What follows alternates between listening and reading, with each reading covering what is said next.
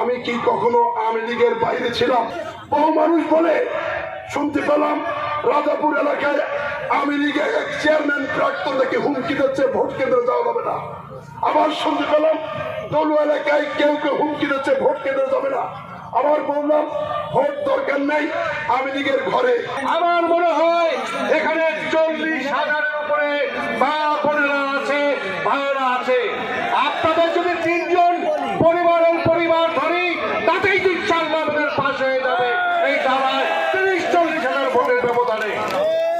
আজকে মা বোনেরা আছে, আপনাদের কাছে বিশেষ করে বলবো আপনাদের জন্য আমাদের দল কি কি করেছে। আপনারা জানেন শহীদ রাষ্ট্রপতি জিয়াউর রহমান গার্মেন্টস করেছে, সেই গার্মেন্টসের 70% নারী। আপনাদের প্রাথমিক নারী শিক্ষা এবং ইন্টারমিডিয়েট পর্যন্ত শিক্ষা ফ্রি করেছেন দেশনেত্রী বেগম খালেদা জিয়া। আর আমাদের আগামী প্রধানমন্ত্রী তারেক রহমান আপনাদের জন্য আছে ফ্যামিলি কার্ড, প্রত্যেক মাহ 1,000 টাকা করে পাবে। আর একটি কথা বলতে চাই, জাতীয়তাবাদ হলো হিন্দু, বৌদ্ধ, খ্রিস্টান, মুসলমান সবাইকে মিলে এই দেশকে একত্রিত করে উন্নয়নের পথে নিয়ে যাওয়া, শান্তির পথে নিয়ে যাওয়া। হিন্দু ভাই বোনেরা, খ্রিস্টান ভাই বোনেরা, আপনাদের নিরাপত্তা আমার নিরাপত্তা, আপনাদের নিরাপত্তা আমির সাহেবের নিরাপত্তা। কি বলেছিলাম? এই বিশাল কপোতক্ষ নদ খনন বলেছিলাম, তালার উপর ব্রিজ, তালার হাসপাতাল, পাটকেল ঘাটাকে একটা থানা করা, বিদ্যুৎ স্টেশন 132/33 থেকে 132/33, খাসটা পর্যন্ত রাস্তা, কলারোয়া থেকে এই পাটকেল ঘাটার রাস্তা, 30 মাইল থেকে জয়নগর রাস্তা। আমরা ঐতিহাসিক কাজগুলো তখন করেছিলাম। 37টা স্কুল কলেজ করেছিলাম, এমপিও করেছিলাম 37টা, স্কুল ভবন করেছিলাম 60টা, প্রাইমারি স্কুল করেছিলাম 60টা। এমনি ভাবে অসংখ্য উন্নয়ন দেশনেত্রী বেগম খালেদা জিয়া থেকে এনেছিলাম।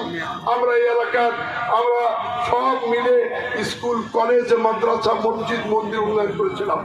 এই বাইপাস সড়ক চেয়েছে আমাদের, এই পাশে একটা ব্রিজ হলে যে বন্দর খুলনার মধ্যে ঐতিহ্যমণ্ডিত পাটকেল ঘাটা, এই ময়দানে বহু নেতা এসেছে, এই ময়দানে বহু নেতৃবৃন্দ এসেছে।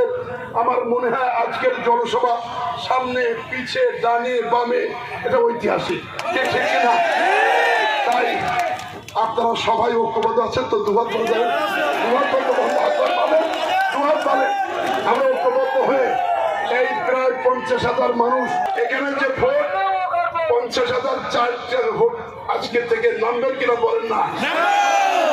বহু মানুষ বলে শুনতে পেলাম রাজাপুর এলাকায় আওয়ামী লীগের এক চেয়ারম্যান প্রাক্তন থেকে হুমকি দিচ্ছে ভোট কেন্দ্রে যাওয়া যাবে না। আবার শুনতে পেলাম দলু এলাকায় কেউ কেউ হুমকি দিচ্ছে ভোট কেন্দ্রে যাবে না। আবার বললাম ভোট দরকার নেই আওয়ামী লীগের ঘরে। কিন্তু আমি কি কখনো আওয়ামী লীগের বাইরে ছিলাম? কি ভাই নামে স্কুল করেছিলাম, করিনি? আলাউদ্দিন ভাই এখানে বাড়ি, এই যে আলাউদ্দিনের মেয়ে যেটা হেডমাস্টার ছিল ওই বিল্ডিং, আমি ওই স্কুল আমি এমপিও করিনি। ভাই এমপিও ছিলেন, তার 2 মায়ের নামে স্কুল আমি করিনি। ওই এলাকায় মুমতাজ চাচার নামে স্কুল আমি এমপিও করিনি। আমি সকলের মানুষের ভোট হওয়ার পরে করেছিলাম। আমার নামে এখানে হাফিজরা একটা স্কুল করেছিল, শুয়ে গেছে আমার নামে। কিন্তু আমি তাদের স্কুল যদি না করতাম, কদিনের এমপি তার বউ ভাই চাকরি করে সেই স্কুল আমি এমপি করেছিলাম, মাত্র 7 মাসের এমপি। যদি আমি না করতাম ওই স্কুলে পরিত্যক্ত হয়ে যেত, কাজীরা করে। আমি তাই অসাম্প্রদায়িক ব্যক্তি, আমি অভয় দিচ্ছি, নির্ভয় দিচ্ছি।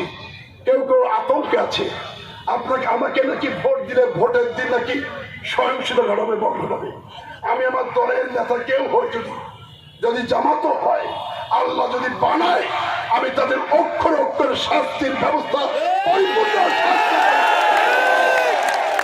আমার নেতা তারেক রহমান বলেছে সমস্ত বাংলাদেশকে নিরাপত্তার আঁচল দেবেন, নিরাপত্তা দেবেন। তাই ভোট দেবেন আপনারা সবাই মিলে। আমি হিন্দু, খ্রিস্টান, বৌদ্ধ এবং মুসলমান এবং জামাত আওয়ামী লীগের দায়িত্ব নিলাম, নিরাপত্তার আদর চাদর দিয়ে আপনারা সাহায্য করবেন না?